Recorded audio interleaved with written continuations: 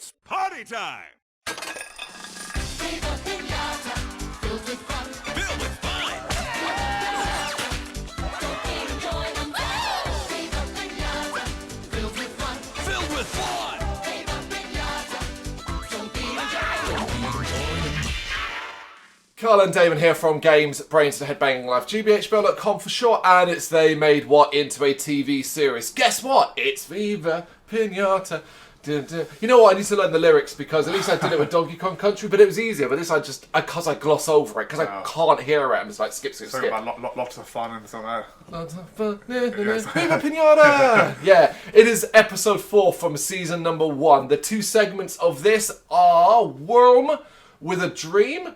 Easily recognisable because any person that's played Viva Pinata, even if you only played the first 15 minutes, you know what a Whirlm is because it's the first creature. It's a worm. Yeah. It's a worm, basically. Yeah, you'll have a lot of them in Viva Pinata. In fact, it becomes a challenge to keep the fuckers out of your garden because they are so easily attracted to what's in there. Yeah, exactly. But, you know, they're easy to sell. That's what you use them for more than anything else. And the second one is The Crush. This aired on August 26, 2006. This actually was, I think, the fourth. The episode they aired on the same day 4 episodes. Okay, so this is the other part. This is that one.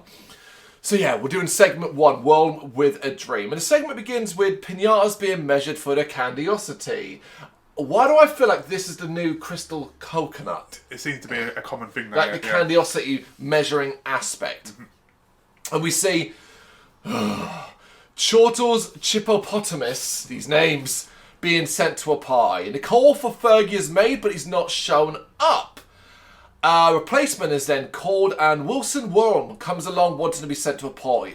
But of course, he's too small, so his candiosity would never, fill up the meter, which I think is all incredibly biased. Yeah, exactly. To a certain degree. Discriminatory is the term I would use. Well, yeah, they seem to be obsessed with the hedgehog. Yeah, I mean, okay, so I'm gonna come back to 2 aspects here in a moment. First, I just want to continue talking about Wilson. I get it to a degree, though. Like, how many pinatas have you ever seen that's a worm? Yeah. It's not really how it is at all. But I realised, wait a minute, are we doing world building here? So basically, contrast this to Donkey Kong Country. I'm expecting every episode to be standalone. And I'm not saying that's not the case. Yeah. This is all standalone. But I got the impression, we're world building here. You're expected or hoping that you will have watched the previous episode where Fergie went out of his way to avoid going it. And they're doing a reference, I think even the mayor's like, he's missing it again. And it was like, wait, what? And I realised, actually that makes sense because we're supposed to be focusing on a group of 4 friends. Yeah, this group, so we're going to have to understand their relationship, follow it along. And it's like, that's a bit different than Donkey Kong Country. Yeah, definitely, yeah. It's a small thing to get excited about, but I was like, we could have stories that continue over time. And 20 episodes in theory, we could have a relationship built based off something that happened in an earlier one. I doubt it's going to get that deep. Yeah, I doubt it too, but you never know. You never know, and it's a hope. But yeah, so this is all focusing on the worm of Wilson, of course, and Hudson tries to encourage him to try. And it's that's great advice, but it doesn't really work. No. In this regard, try what? Try to be bigger? Yeah. That's kind of it. Langston Lickertoad is angry that Fergie didn't turn up and goes looking for him. So Fergie hides and asks his friends to cover for him. Of course, they don't want to lie. There's your moral for the kids. Do not lie. They change the subject, trying to find a way around it. Except for Franklin, who just outright can't lie and just reveals where Fergie went. Such an idiot. Yeah, he is the one I think I'm going to get the most laughs out of. Yeah. I use that term laugh loosely. The snorts. All right. Afterwards, we see Wilson with his massive family. I did like that. That's the good stuff that I think this showed. I think sometimes the writer does this quite clever. Yeah. Where they're like, what if it's just loads of them, and it's that aspect. And he reveals he wants to be a party animal, much to his family's amusement. And I realised that, it's this story. Yeah. The little worm done good, goes big. The family laughs, This is even part of the story for the new Super Mario Brothers movie. Yeah. You know what I mean? This is a classic story. It's Wreck-It Ralph. Yeah. You can't do this in that kind of thing. He wants to be more, not just to accept his lot in life. And Wilson declares to his father that he will be more, and leaves. And you go on, Wilson. Come on, Wilson. Sometime later, he's got to see Hudson, who agrees to mentor him. He encourages Wilson to change his attitude, and we see him training in a number of different locations. It's a training montage. It's a little bit fun, you know. No, you're not getting Eye of the Tiger or anything like that. Of course not. But, you know, it's that, basically. Although, no montage will ever top Rocky IV. No. Do you know what I mean? Hearts on fire, baby. Are you kidding me? Exactly, yeah. Screaming Drago on the top of a mountain. It's absurdly shit, but I love it. Yeah. Hudson wants to encourage Wilson to think bigger, which he does, envision himself as a giant causing chaos till he comes back to the room. I was really sold in this segment. I thought this was the most fun one I'd seen yet. It felt like they were like, okay, we know how to have a bit of fun with this, rather than telling a super serious story. Yeah, definitely. After he measures himself on Hudson's homemade candiosity meter, but Wilson sadly doesn't measure up. Oh. Fergie arrives and wants to hide, but is jealous of Wilson's low candiosity score. Because initially you might think, well, how the hell is the Fergie thing connecting? Yep. And here we now cross paths. They argue about going to a party, and Wilson leaves heartbroken. I really like this. It is good. I really like this this aspect of Wilson being like, you have an opportunity here, like, and you're throwing it away and stuff like that. And Fergie's like, well, I don't see it that way. I don't want this. So, I said, It's deep. I don't know if you've seen it, but it's that film, Good Will Hunting. Oh, I've never seen it. No, yeah, I've never seen it. No, I've never seen it. It's like where obviously he's really smart and he's I know the general concept. And his friends like you're throwing it away. You know, you're gonna be here your entire life being a builder. You could be a bloody millionaire genius. Yeah. And sort your life out. But does he not want it? Yeah. He wants to. He's happy to be. He's happy to exactly. Yeah. It's an interesting contrast, and I like that Viva Pinata was clever enough to find a way to make it work for their CGI animated creatures in a 10-minute segment. He goes home and finds all the worms have suddenly changed their mind and now want to encourage him to reach his dream. His attitude is apparently rubbed off on them, and now we reach the biggest problem this show will always have. Yep. You've got a very short amount of time to do this. There's no good reason for them to suddenly change their mind. I would have liked a thing that happened. That maybe they saw him training. Maybe they talked it out and all that. It's just like they go, yeah, all right, yeah, we're on board. That's always the problem. Though. Like I said, you got 10 minutes and you got a lot to try and squeeze in there. You don't have enough time to tell a nuanced story here. Fergie catches up with him too and apologises, but Winston declares he's proud to be a worm. This gives Fergie the idea of solving their problems together. And we then see Fergie arriving at the candiosity meter, seemingly willing to go to a party. Everyone's really surprised.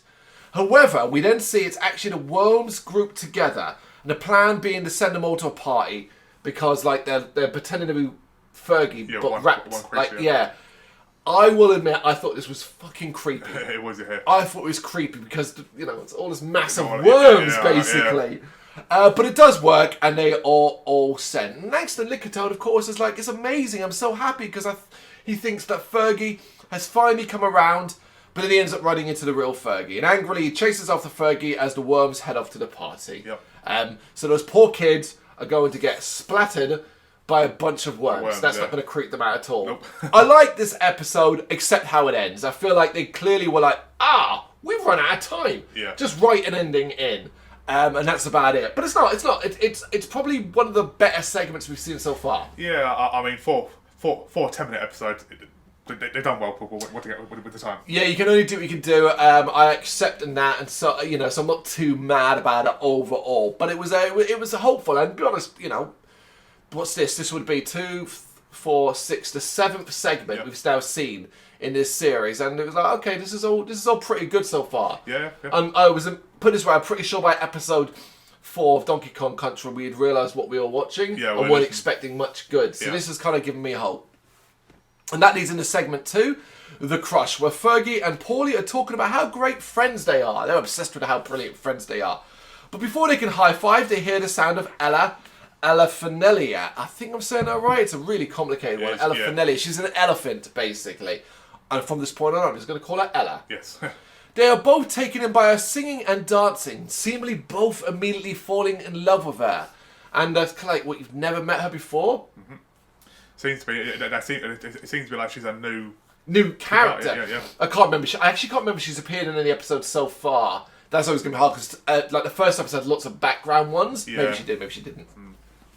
They make their excuses to each other and separate as we see Ella continue her dancing.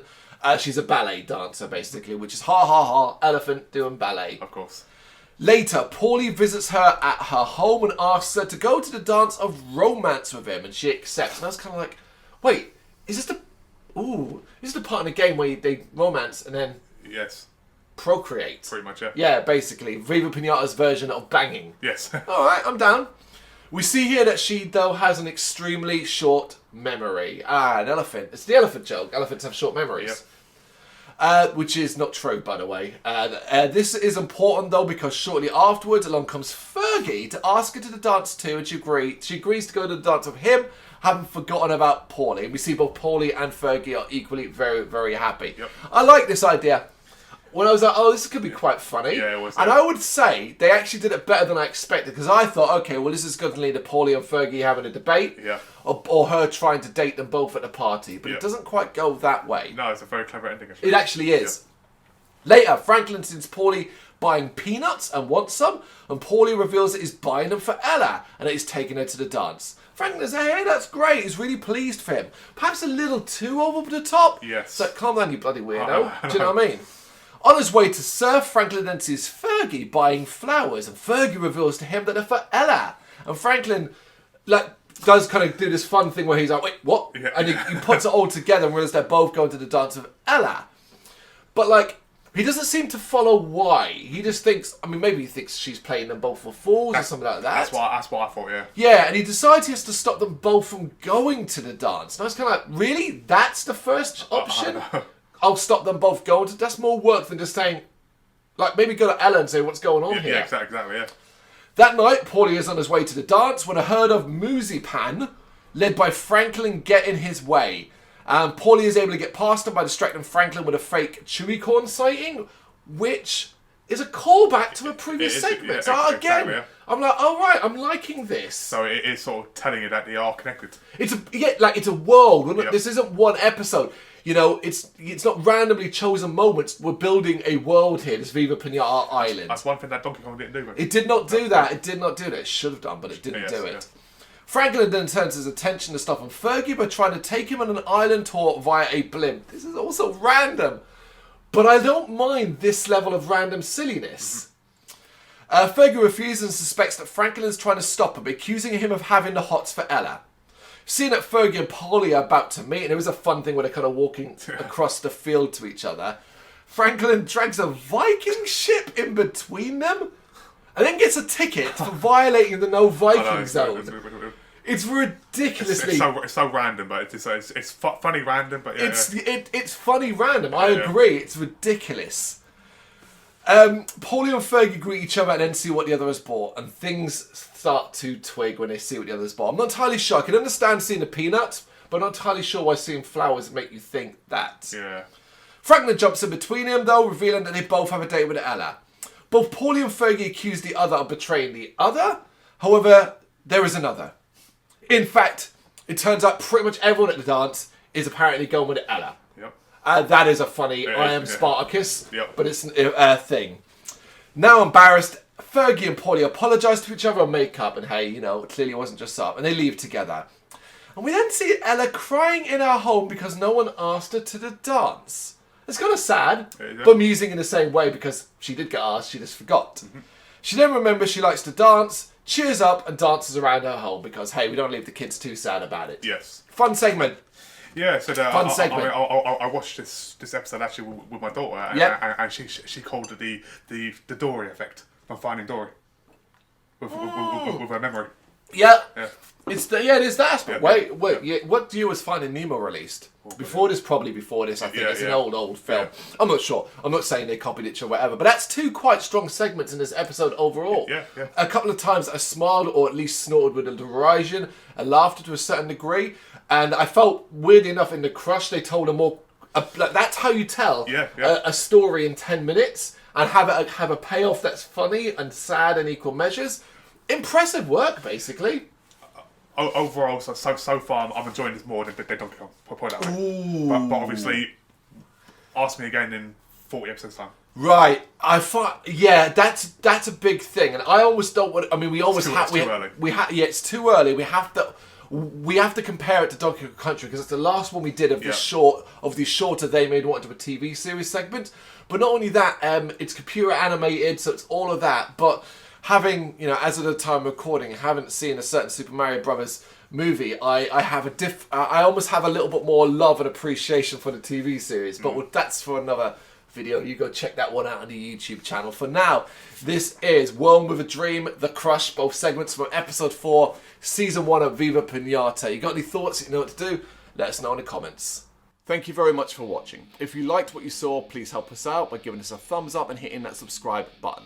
If you really liked what you saw, consider donating to keep the website and channel running by buying us a coffee via our coffee page or picking up some merch from our Big Cartel store. You can check us out on gbhbl.com as well as via our social media, Facebook, Instagram and Twitter, as well as listen to our interviews via SoundCloud, Apple Music and Spotify. Just search for GBHBL. Games, horror and heavy metal. What else is life for?